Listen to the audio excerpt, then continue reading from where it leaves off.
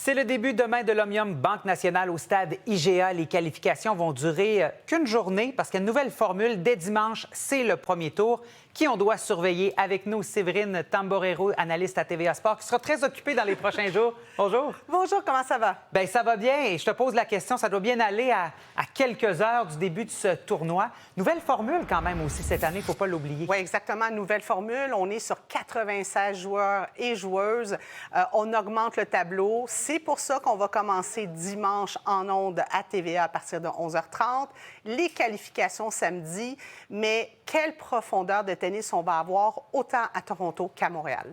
Justement, à Montréal, qui sont les joueuses qui sont à surveiller? On sait que la première raquette mondiale, finalement, ne sera pas là, mais quand même, les gros noms, les joueuses importantes actuellement là, sur le tableau international, elles seront présentes. Oui, tu as tellement raison de le mentionner. Oui, la première n'est pas là, mais on parle de profondeur. Coco Gauff, Paolini. Puis aussi, il faut le dire, là, Coco Gauff est favorite pour la deuxième année consécutive, mais on a 8 Canadiennes dans le tableau principal, une première. On va avoir les Vicky Mboko, Léla Fernandez.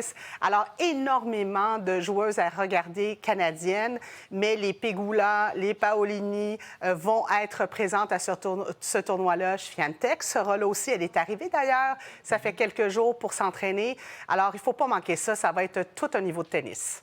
Et on parlait des Canadiennes qui seront ici. Eugénie Bouchard, on ne peut pas passer sous silence. Ce sera son dernier tournoi. Ça risque d'être des matchs très courus. Oui, ça va être son dernier tournoi. On le sait, Tennis Canada a annoncé qu'elle va jouer en soirée. Donc, dépendamment du tirage qui va se faire demain, est-ce qu'elle jouera dimanche soir ou lundi soir? On est en attente. Mais écoutez, j'espère que les gens vont bien l'accueillir. Elle a eu une carrière avec des hauts, avec des bas, mais elle a fait beaucoup pour le tennis féminin. Et puis, bien, on va lui dire un au revoir. Elle a voulu, par choix, le faire chez elle. On sait que Vasek Pospisil aussi, c'est son dernier tournoi. Il prend sa retraite à Toronto. Alors, on a des Canadiens et des Canadiennes qui vont quitter le circuit et qui ont fait beaucoup pour le tennis canadien. Bien, Eugénie Bouchard, elle a intéressé peut-être des gens qui n'étaient pas nécessairement adeptes du tennis. Non, exactement. Et surtout des jeunes filles.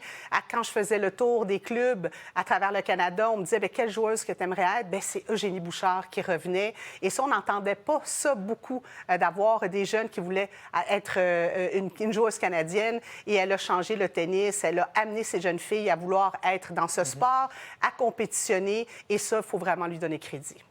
Évidemment, à Montréal, c'est le volet féminin cette année. C'est quoi les défis, par exemple, des installations pour les joueuses ou pour l'environnement de ce tournoi? Oui, il y a un défi. Il y a un défi de terrain. On le sait que, bon, on veut agrandir le tournoi. On veut mettre un toit à cause de la température aussi qui est pas facile à chaque année. Cette année, je suis certaine qu'on est très, très content du côté de Tennis Canada. On en a du beau temps, du soleil et de la chaleur. On aime mieux ça que la pluie. Mais on va avoir aussi des terrains adjacents pour la pratique au Centre Claude Robillard. Et ça, bien, c'était un défi du moment qu'on a annoncé que le tournoi allait augmenter les joueurs et les joueuses. Mais la qualité, le site, l'accessibilité sera toujours là. Et d'être sur place, c'est quand même toute une expérience. Oui, une expérience. Et d'ailleurs, la fin de semaine familiale aussi, il y a toujours des activités, donc ça peut être agréable en famille. Bon, c'est toujours difficile de demander ça à des analystes, des prédictions, mais qui, selon toi, risque de se rendre loin? Il y a tellement de bons niveaux. Au niveau féminin, écoutez, Anisimova qui a fait la finale, Swiatek qui a remporté le tournoi. Il ne faut pas passer à côté de Pegula qui a gagné le tournoi à 2 reprises à Toronto et à Montréal. Et je peux vous dire que si on a 8 Canadiennes, il ne faut pas passer à côté des Canadiennes non plus. Léla Fernandez, elle joue en ce moment quart de finale à Washington. Elle va arriver rapidement sur Montréal. Donc, tout est possible. Qui va remporter ce tournoi-là? On souhaite que ce soit une Canadienne, pourquoi pas? Mais il y a énormément de joueuses qui sont prêtes à remporter ce tournoi. Et on a bien hâte. Suivez-nous, vous allez voir, on va avoir du très bon tennis. Et l'importance de ce tournoi dans l'ensemble du circuit, quel est-il pour plusieurs joueuses, notamment pour le reste de la saison? Bien, il y a une importance du tournoi pour localement. C'est important d'avoir ce tournoi au Canada. Tout ce qui revient au niveau des sous, des gains, retourne au développement, donc très important pour le sport.